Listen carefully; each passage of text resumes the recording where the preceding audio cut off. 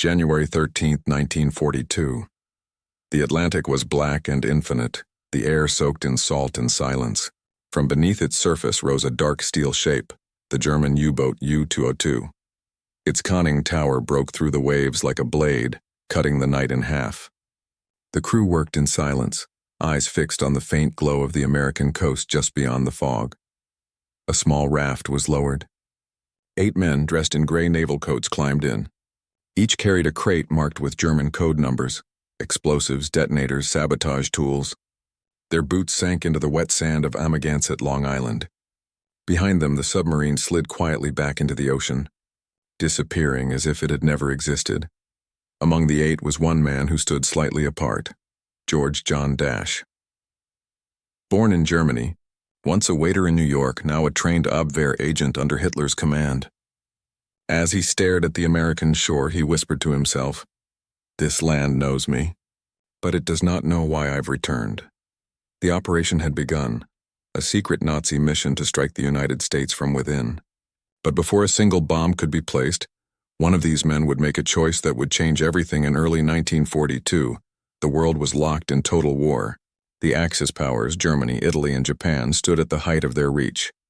Hitler's forces controlled nearly all of continental Europe, and the Japanese had struck Pearl Harbor only a month before. The United States, once a distant observer, was now fully at war. Factories roared to life, men lined up to enlist, and the Atlantic became a battlefield. Yet beneath the open conflict, another war began. A silent, invisible struggle fought in the shadows, espionage. For the Nazi regime, America was no longer untouchable. Hitler's intelligence service, the Abwehr, believed that fear could cripple American morale faster than any invasion fleet. They wanted to send saboteurs directly into the United States, men trained in explosives, infiltration, and covert destruction. If they could ignite terror on American soil, they believed it would force Roosevelt to divert men and resources away from Europe. Admiral Wilhelm Canaris, head of the Abwehr, approved a daring plan called Operation Pastorius, named after the German founder of the first American settlement in the 1600s, a symbolic gesture meant to claim history's irony. 8 agents would land in 2 separate groups, each carrying thousands of dollars in American cash, counterfeit documents, and enough explosives to disrupt the U.S. industrial engine. The first team, led by George John Dasch and Ernest Peter Berger, would land on the East Coast, Long Island, New York.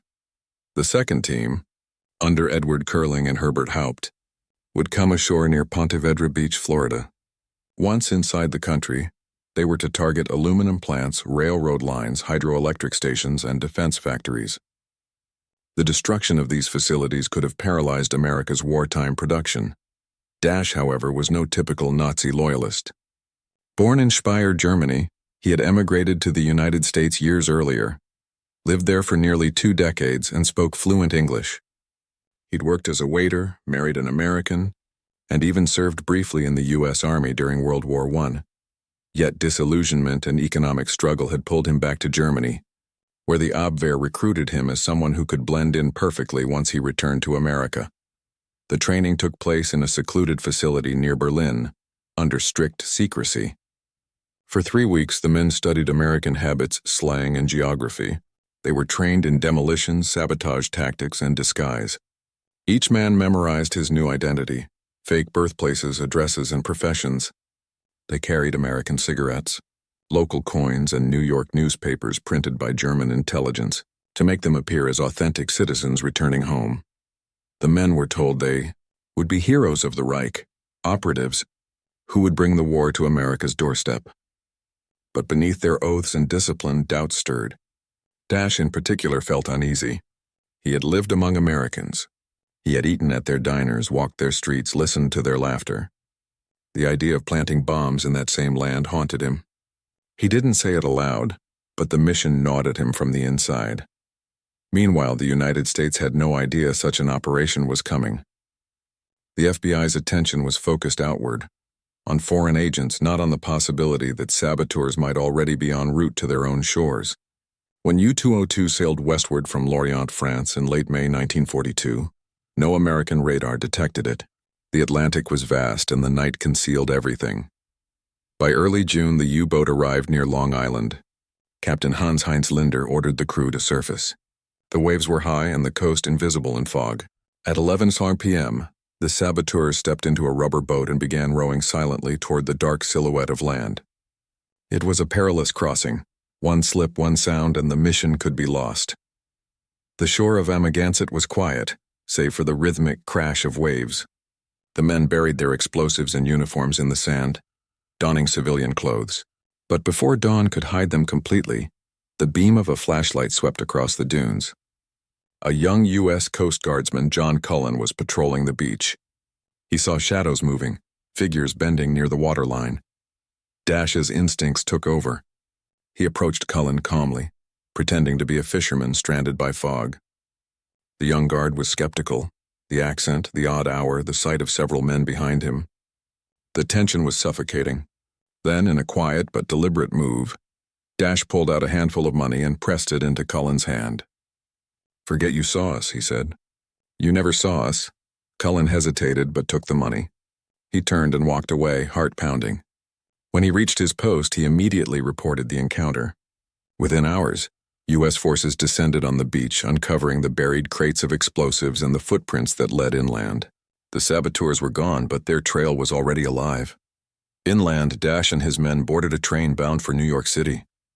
Behind them, the sea swallowed their tracks, but the noose had begun to tighten. The train rolled through the quiet dawn toward New York City, its steel wheels humming a steady rhythm over the rails. Dasch sat by the window, watching the gray light creep across the coastline. The others, exhausted and tense, spoke little. They had made it onto American soil. That much was a victory. But beneath Dasch's calm exterior, something dark and heavy stirred. He had crossed an ocean to destroy the country that had once given him a home. And though his orders were clear, his conscience was not. By the time they reached Manhattan, the city was waking to another ordinary morning, unaware that a team of Nazi saboteurs now walked its streets.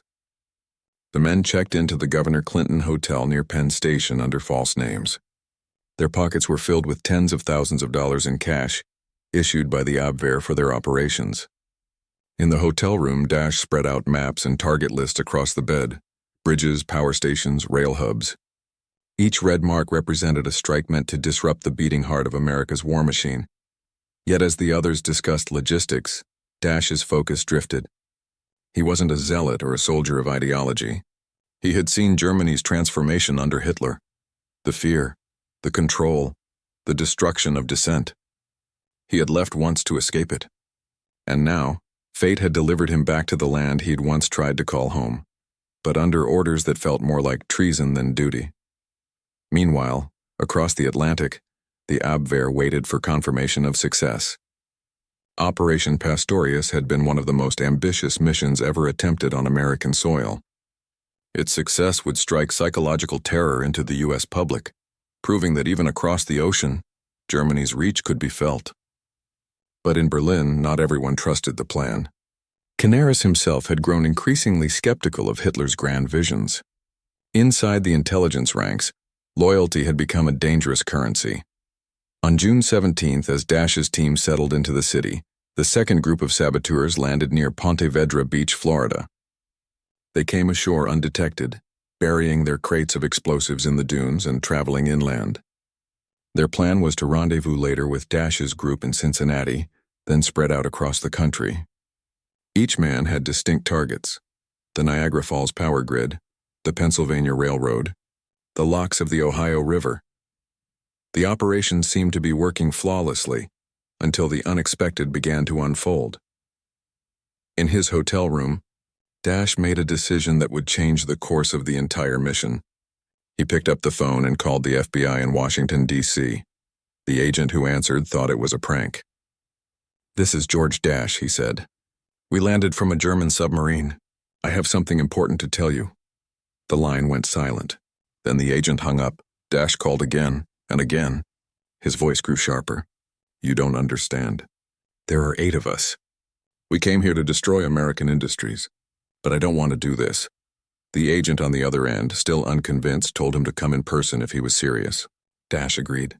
But before leaving, he gathered the rest of the money, $84,000, and stuffed it into a bag. He told his partner, Ernest Berger, that he intended to surrender. Berger, who had also lived in the United States and carried his own doubts, reluctantly agreed to follow him. The others were left behind, unaware that their leader was about to turn himself in. Dasch boarded a train to Washington, his heart pounding with each mile. Every moment he expected to be arrested or killed by one of his own men. When he arrived, he walked straight into the FBI headquarters on Pennsylvania Avenue, asking to speak with Director J. Edgar Hoover himself. The guards, confused by his claim, brought him to a small office. He opened his bag and spilled the cash onto the table. "This," he said, "is Nazi money, and I can tell you where it came from." The next hours were a blur of interrogation and disbelief. Agents thought he might be a lunatic, until he began naming details only a trained saboteur could know. The U-boat's departure point, the locations of the landings, the names of his comrades, even the exact coordinates of buried explosives. As FBI officers scrambled to verify his claims, reports began coming in from Long Island, confirming the discovery of crates and uniforms matching his story. Within 48 hours, the FBI launched one of the largest manhunts in U.S. history. Agents fanned out across New York, Chicago, and Florida. The remaining saboteurs were caught in hotels, safe houses, and train stations, their mission destroyed before it had even begun. The operation that was supposed to cripple American industry had lasted barely 2 weeks. For J. Edgar Hoover, it was a propaganda triumph. He publicly framed the arrests as a stunning example of FBI brilliance, claiming his agency had foiled a massive Nazi plot through investigative skill alone. The truth that it had been one of the saboteurs themselves who turned the operation in was carefully downplayed. Dasch and Berger were now prisoners, but they weren't treated as ordinary captives. Their information had led to the complete dismantling of the Abwehr's most daring sabotage plan against the United States. Yet despite their cooperation, they would soon discover that loyalty, once broken, rarely earns forgiveness from any side. As the walls of the FBI holding cell closed around him, Dasch began to understand the weight of what he had done.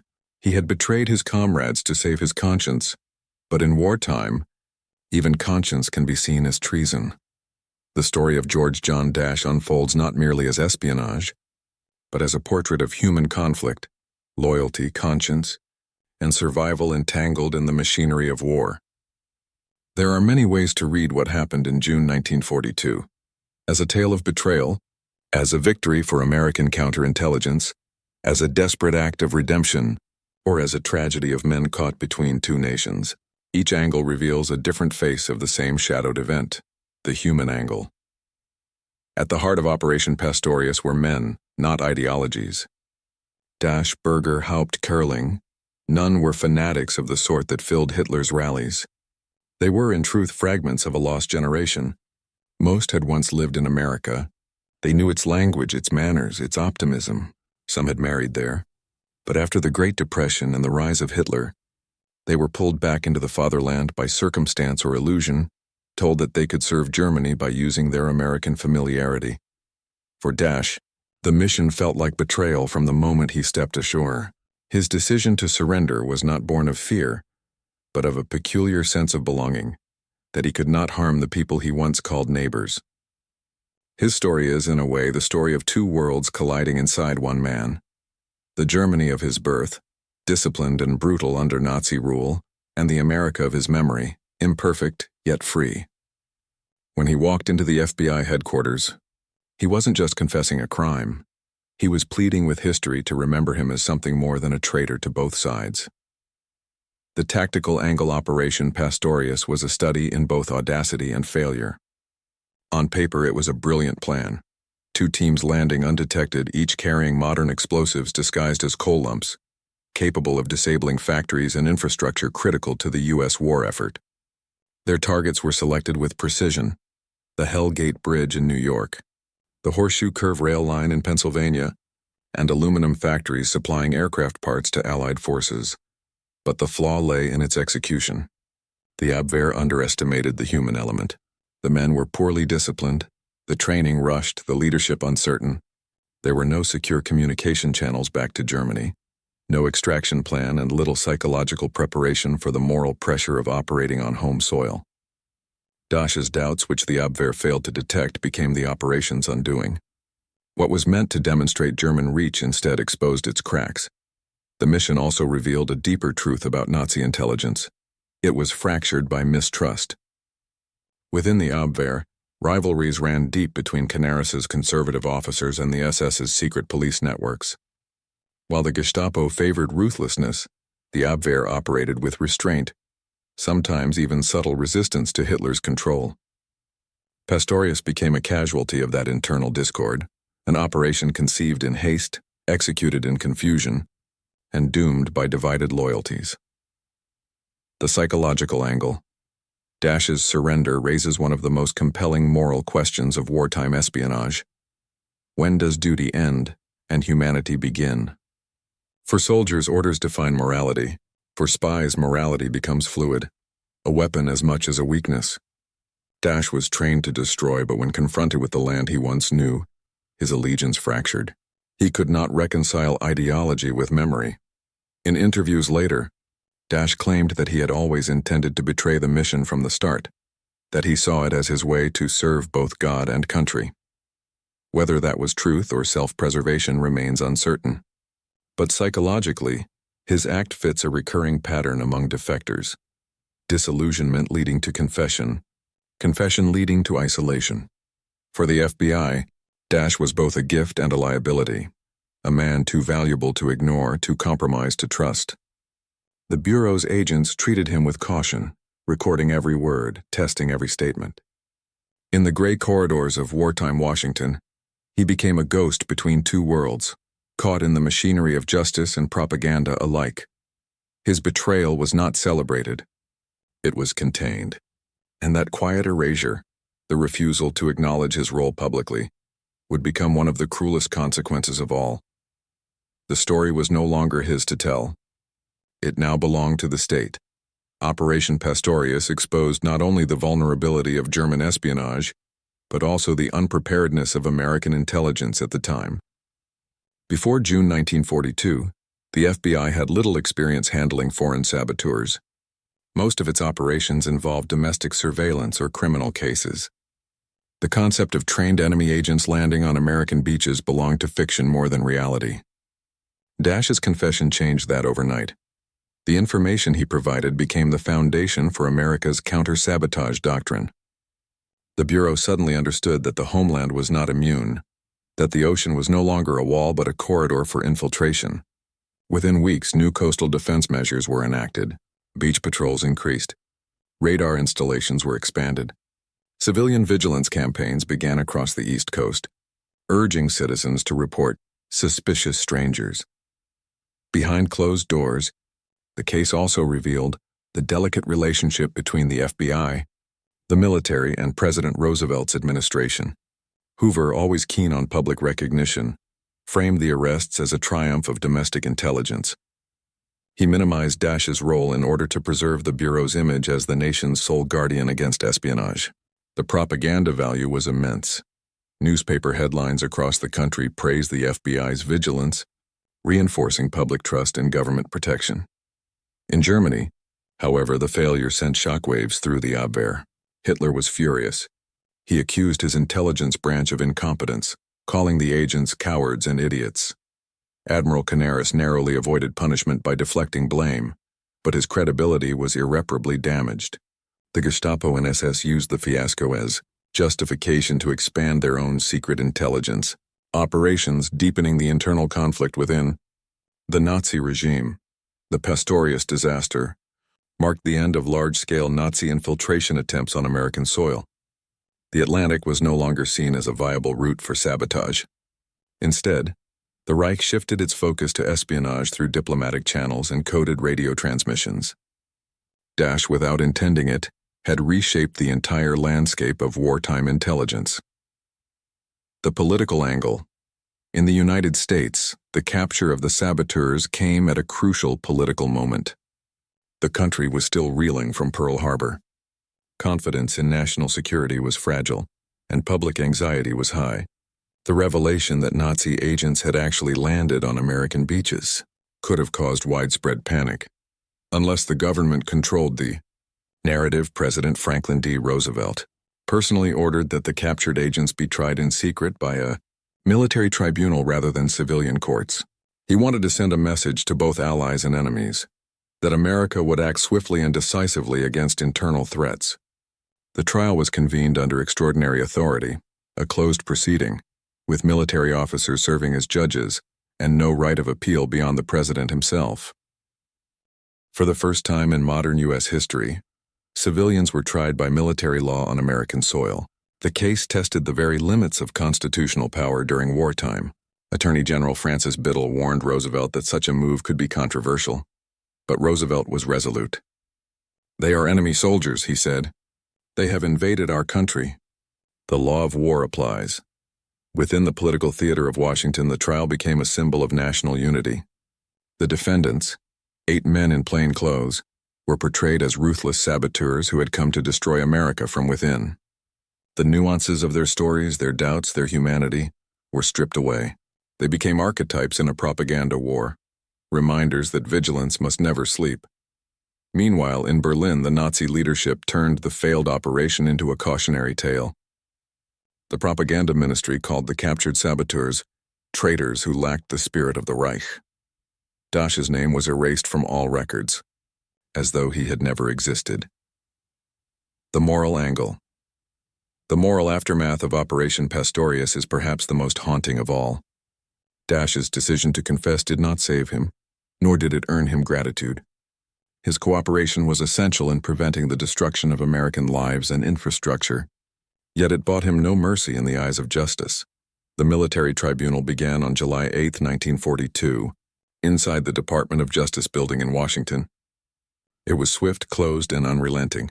The prosecution presented Dasch and Berger as manipulators who had turned on their comrades only after realizing failure was inevitable. Their detailed confessions, which had given the FBI every lead, were reinterpreted as desperate attempts at self-preservation. On August 8, 1942, 6 of the 8 saboteurs were executed in the electric chair at the D.C. jail within 7 weeks of their capture. Dasch and Berger, the 2 men who had confessed, were spared but sentenced to long prison terms, 30 years and life, respectively. When the sentences were announced, Hoover ensured that the public saw it as justice served. To admit that the mission had been foiled by voluntary surrender would have undermined the image of the FBI's efficiency. The official story left no space for conscience, only victory. Dasch languished in prison for 6 years before President Truman finally commuted his sentence in 1948, deporting him back to Germany. But when he arrived, he found no welcome. To the Germans, he was a traitor. To the Americans, a criminal. His attempt to serve both nations left him exiled from both. He would spend the rest of his life trying to tell his story, that he had acted not as a spy, but as a man who could not kill for ideology. Few listened. History had already chosen its version of truth. The summer of 1942 settled over Washington like a fever. The war was still young for America, yet its reach was already global, from the deserts of North Africa to the jungles of the Pacific. And now, deep inside the capital itself, another battle was unfolding, one of secrecy, justice, and political theater. The captured saboteurs were brought to Washington under heavy guard.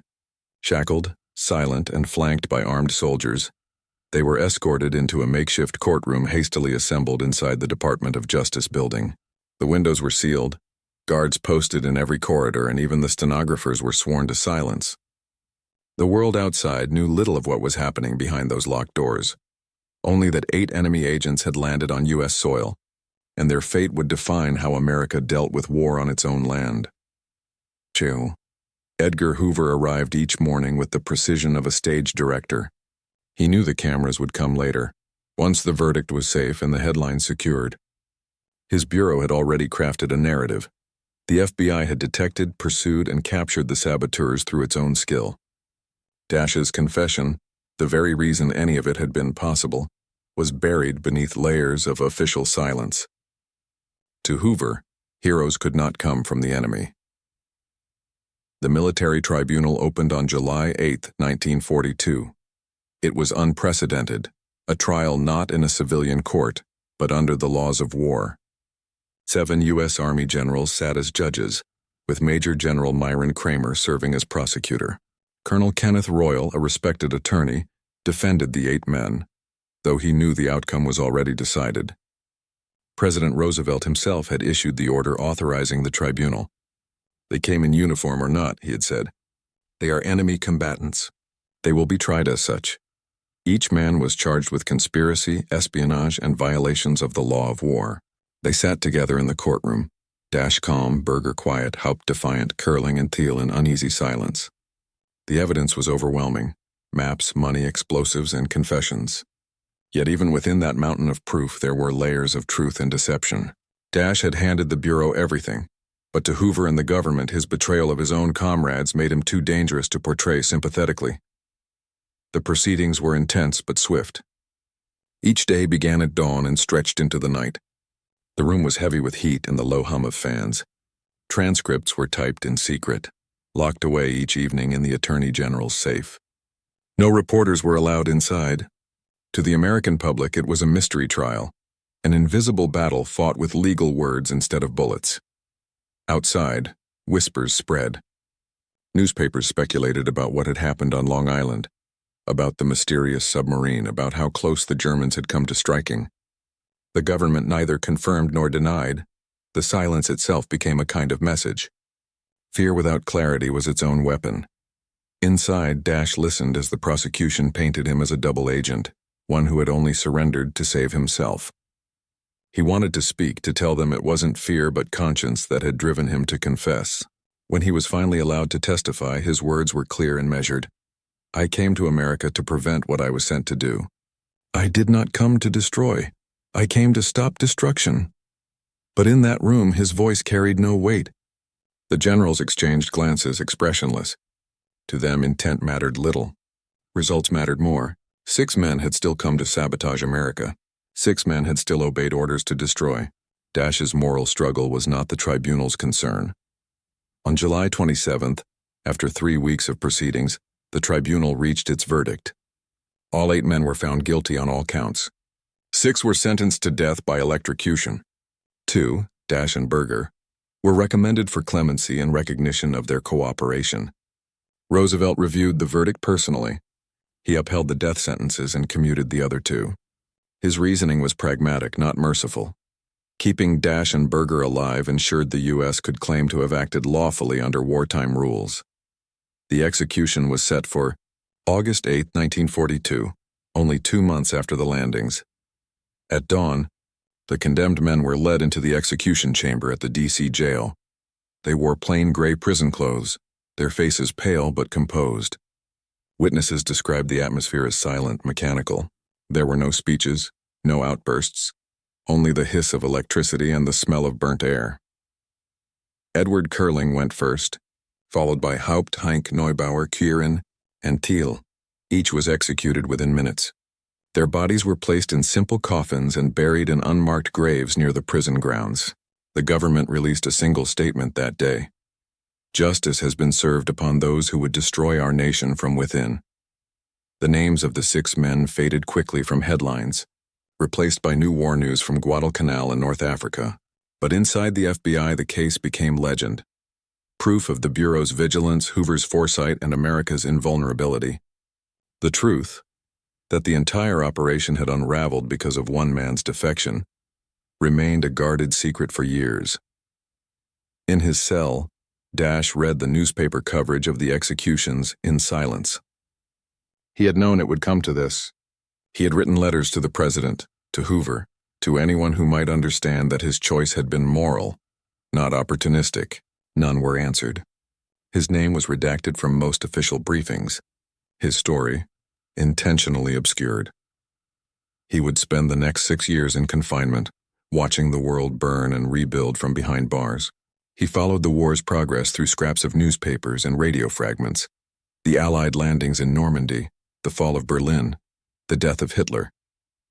Each victory brought the world closer to peace, yet none brought him closer to redemption. To the Americans, he was still an enemy. To the Germans, a traitor.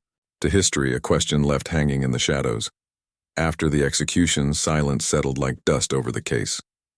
Operation Pastorius was filed away, sealed under layers of classification, and mentioned only in passing as a triumph of federal vigilance. The war raged on, consuming all attention and memory. Within a year, new battles replaced old headlines. North Africa, Sicily, D-Day. The saboteurs became forgotten ghosts of a brief panic on American soil. Yet for George John Dasch, the story had only entered its second act, the long years of waiting behind prison walls. He was sent to the federal penitentiary in Leavenworth, Kansas. The cell was small and austere, its walls humming faintly with the echo of distant machinery. His days were marked by routine, morning roll call, labor, the endless quiet of confinement. The guards watched him with suspicion, uncertain whether to see him as a criminal or something stranger, a man who had betrayed the Reich, yet had not truly served America. Back in the United States, the press walked a delicate line. Newspapers printed stories about the Nazi plot foiled by FBI heroism, but they avoided the finer details. Few Americans learned that the saboteurs had been trained in sabotage schools near Berlin. Fewer still knew that they carried enough explosives to paralyze rail lines for weeks. To the public, the story was simple. The enemy had tried and failed. America had prevailed. It was the kind of narrative that strengthened unity and concealed uncertainty. In the months following the trial, fear quietly reshaped daily life. German immigrants in America faced renewed suspicion.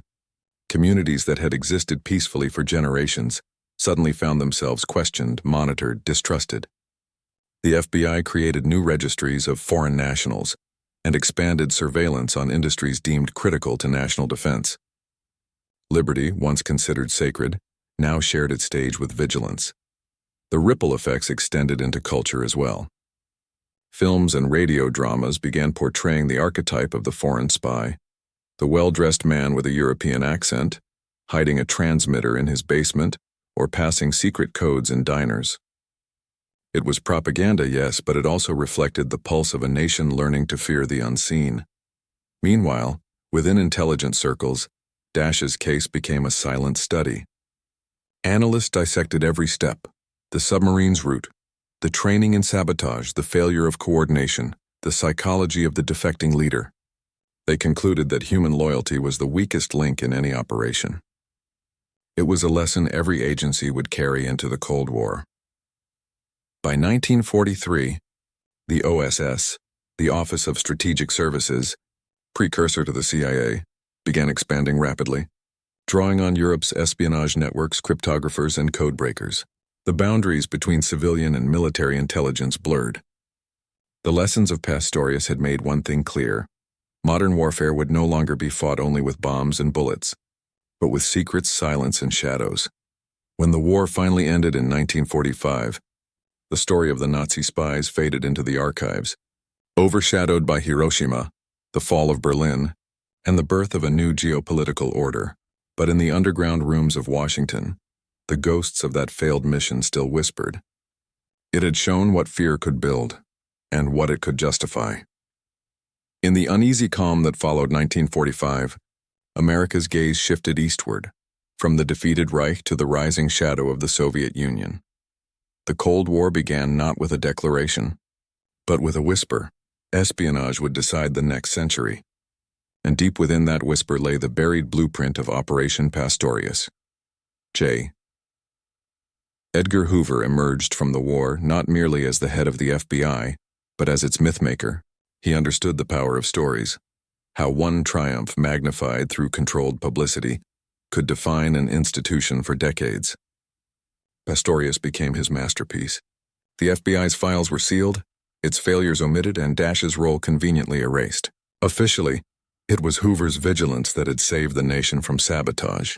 The real truth, that the enemy himself had handed over the plot, was locked away in confidential memoranda, accessible only to a few.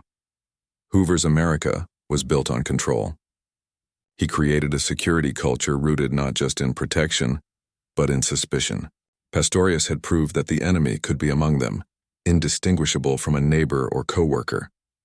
The lesson stuck. By the 1950s, the nation was scanning its own reflection for signs of betrayal. McCarthyism rose from that fertile soil. The belief that spies, communists, and infiltrators were hiding in every corridor of power. The ghosts of 8 failed saboteurs now fueled the paranoia of millions. At the same time, the intelligence apparatus that had once struggled to stop a handful of Nazi agents became an empire of secrecy. The OSS evolved into the Central Intelligence Agency in 1947, empowered by the National Security Act. Surveillance, counterintelligence, and covert operations spread across the globe. The lines between friend and foe blurred. Loyalty was no longer measured by geography, but by ideology. It was the world George John Dasch had warned about, a world where conscience had no flag. Within Germany, the aftermath took a quieter, darker shape. When the Abwehr was dissolved by the SS in 1944, many of its officers were executed on suspicion of treason. Admiral Canaris himself was hanged in Flossenburg concentration camp weeks before the war ended. His department's earlier failures, including Pastorius, had been used to justify his downfall. The irony was cruel. The man who had tried to restrain Hitler's worst impulses was condemned by the very machinery of madness he had served. Dasch, meanwhile, remained invisible in both nations' memory. His name was absent from textbooks, documentaries, and official histories. Even when he tried to reach out to journalists and historians, most ignored him. To post-war Germany, he was a man who had turned on his comrades. To post-war America, he was a reminder of a truth that threatened the heroic simplicity of its wartime myth. The silence around him was intentional, a shared amnesia that served both sides, yet traces of his existence lingered. In the 1960s, a few young historians gained access to partially declassified FBI files and stumbled upon his confession transcripts. What they found was not the caricature of a double agent, but a complicated human being, fearful, calculating, and yet oddly principled. He had not acted for profit or survival alone. He had acted out of a desperate belief that he could avert disaster by exposing it. The historians published small papers in academic journals, but they were quickly buried under the avalanche of Cold War headlines. Nuclear tests, espionage trials, space races. The real weight of Dasch's story was not in the mission itself, but in what followed, the creation of a security empire that learned the wrong lesson. Instead of seeing his confession as proof that individual conscience could transcend ideology, the system saw only the need for tighter control. The FBI expanded surveillance of immigrant communities. Wiretaps became standard. Loyalty oaths spread through universities and government offices. Every whisper of dissent could be recast as potential subversion. By the 1970s, the machinery Hoover had built began to crack under its own secrecy. Congressional committees exposed the FBI's domestic spying programs, revealing decades of unchecked power. Yet even then, Operation Pastorius was never mentioned. It remained in the shadows, a forgotten prelude to the age of surveillance. When Dasch died in 1992, his name surfaced briefly in a few obituaries. Most simply called him the Nazi spy who betrayed his mission. None called him what he might have been, the man who, by confessing, may have prevented America's first domestic act of industrial terrorism. His death went largely unnoticed, but the silence around him told its own story. That in war, truth is often the first casualty, and conscience is seldom rewarded. Decades later, historians revisiting wartime intelligence files found his name again, handwritten in faded ink at the edge of declassified documents. One file bore a curious note scrawled by an unnamed analyst. Dasch, neither hero nor traitor, just a man who tried to be heard. That single line captures the haunting legacy of Operation Pastorius. It was not just an episode of espionage, but a mirror, reflecting how nations remember what suits them and erase what does not. History rarely remembers the quiet ones. The men who shout, the men who conquer, the men who command armies, they carve their names into stone. But those who act in silence, those who make choices that cannot be celebrated, fade into the margins. George John Dasch was one of them. He stood between two worlds, the one he had left behind and the one that refused to take him back. To Germany, he was a traitor. To America, he was an inconvenience. Yet perhaps he was something more complicated. A man who saw the abyss on both sides and tried, clumsily, to step away from it. When he landed on the shores of Long Island that June night in 1942, History might have imagined him as a villain in uniform, a saboteur come to burn and destroy. Instead, he became something rarer, a man who chose to betray evil itself. He did not do it perfectly. He did not do it heroically, but he did it. The world that followed him grew darker, more suspicious, more controlled. His act of conscience was rewritten into a tale of victory that erased him entirely. Yet somewhere in the moral fog of that war, there remains the faint outline of a truth. That courage is not always loud, and justice does not always arrive with applause. His story is not one of redemption or glory. It is a story of loneliness, of a man who tried to stop a machine larger than himself and was crushed between its gears. The waves that carried him to America carried him in the end into oblivion. And yet the mark he left still lingers like a whisper in the archives of forgotten wars. Because wars are not only fought with weapons, they are fought with choices, the small, human, impossible choices. And sometimes the bravest act is not to fight for a flag, but to defy the one you're told to die for. The Nazi spy who landed in America vanished without a trace. But perhaps in the silence he left behind, we hear something truer than history ever wrote, that even in the darkest chapters of war, the quiet flicker of conscience can still light a path no one else dared to walk. He spent his hours writing, page after page of his thoughts, his justifications, his version of what had happened. He wrote letters to J. Edgar Hoover, to the president, to anyone who might listen. He pleaded that he had not come to wage war but to prevent it, that his confession had saved American lives, industries, and perhaps even faith in security itself. But the world had little patience for nuance. The war demanded clear heroes and villains. Dasch was neither. His name was unspoken within the FBI, erased from official memory. Hoover's reports to the president and to the press framed the case as a masterstroke of counterintelligence. He told Congress that the FBI had acted with unmatched precision, tracking the saboteurs from the moment they landed. The Bureau's public relations team published pamphlets, radio broadcasts, and films showing brave agents foiling a Nazi plot, with Hoover himself at the center of the narrative. In one of his private memos, Hoover wrote that acknowledging Dasch's role would serve no public purpose.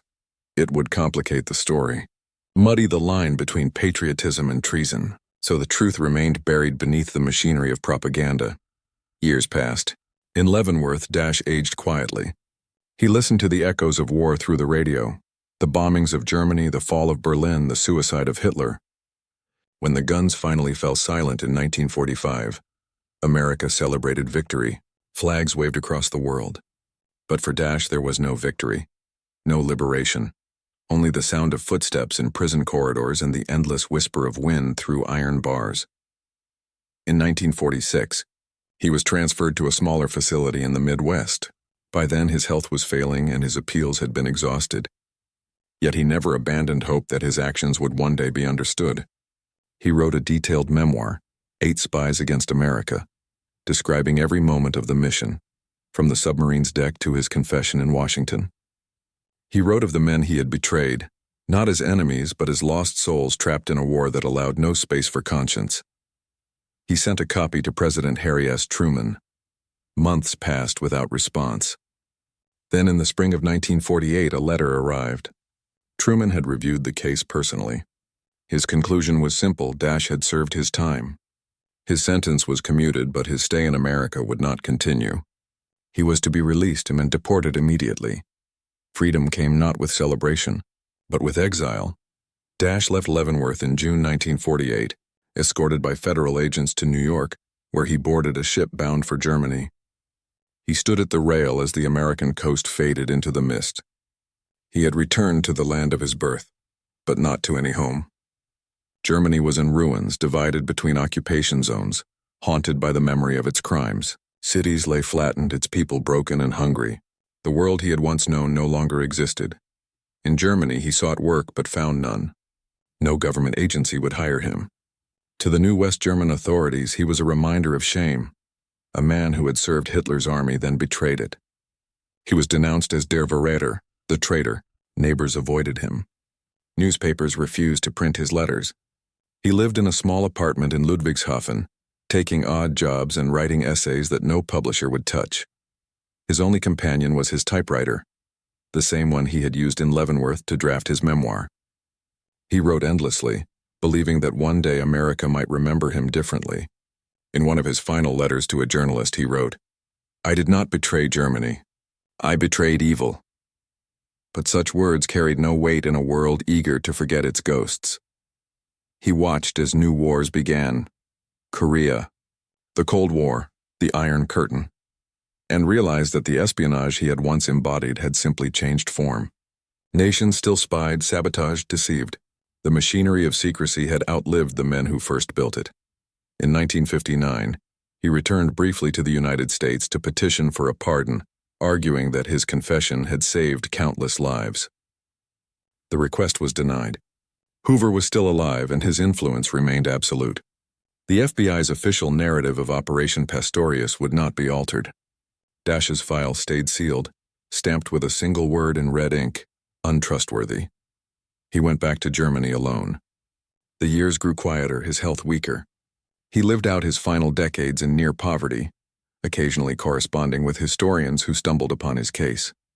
Some saw him as a man who had tried to do right in a world that no longer cared about right. Others dismissed him as a self-serving opportunist who had turned on his comrades to save himself. History could never decide. In 1992, long after his death, his ashes were finally interred in an unmarked grave. Few attended. There was no ceremony, no anthem, no acknowledgement from the nation he had once tried to warn, or the one he had once tried to save. Yet the story did not vanish completely. In declassified archives, historians eventually found the full transcripts of the 1942 tribunal, Dasch's letters, and the FBI memos that had shaped his disappearance from public memory. The truth that emerged was complex but unmistakable. Without Dasch's confession, Operation Pastorius might have succeeded, and the war on American soil could have been far darker. He had not vanished by accident. He had been erased quietly, deliberately, to preserve a simpler version of heroism. The echoes of Operation Pastorius lingered long after the last spy was buried.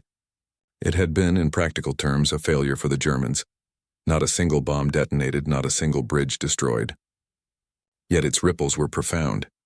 In Washington, it marked the birth of a new kind of paranoia, a deep-seated fear that the enemy could be anywhere, wearing familiar faces, speaking fluent English, blending effortlessly into the American fabric. For the first time, the United States realized that its greatest vulnerability was not always the ocean or the battlefield, but the quiet infiltration of minds and motives. In the months that followed the arrests, the government began tightening the machinery of internal security. The FBI was elevated from a domestic law enforcement bureau to a national intelligence authority. Its mandate grew from policing to protection, from investigation to prevention. J. Edgar Hoover seized the moment to redefine his agency's power. New training programs were established to detect espionage. Laboratories were expanded for forensic analysis. Communication lines between the FBI, the Army, and the Navy were redrawn to ensure no intelligence ever slipped through unnoticed. The term counterintelligence became part of everyday bureaucracy. It was the birth of the American security state, and its foundations were built in part on the quiet betrayal of 8 men on a Long Island beach. Congress responded too. The swift military tribunal that condemned the saboteurs to death had tested the limits of presidential authority in wartime. Some legal scholars called it unconstitutional. Others called it necessary. But the precedent was set that under the banner of national security, normal law could be suspended. The ruling from the Supreme Court ex parte Quirin became a cornerstone of American legal history. It declared that enemy agents, even if captured on U.S. soil, could be tried as unlawful combatants by military commission. That logic would resurface decades later in very different wars. Across the Atlantic, German intelligence reeled from the humiliation. Admiral Wilhelm Canaris, the head of the Abwehr, saw his credibility crumble in Hitler's eyes. The Führer raged that his spies had failed before they had even begun. Within the Reich's intelligence circles, Operation Pastorius became a symbol of bureaucratic incompetence and misplaced trust. Plans for follow-up missions, similar landings along the American coastline, were quietly shelved. The Kriegsmarine would not risk its U-boats again on such fruitless ventures. Yet despite its failure, the operation revealed something Hitler had long refused to admit. America was not unassailable. The U-boat captains reported that the East Coast's defenses were lax, its coastal patrols minimal, its citizens largely unaware of war's proximity. In 1942, blackout regulations were still new, and cities like New York glowed brightly against the sea, guiding submarines like lighthouses. German commanders noted it with dark amusement. Even if sabotage had failed, reconnaissance had succeeded.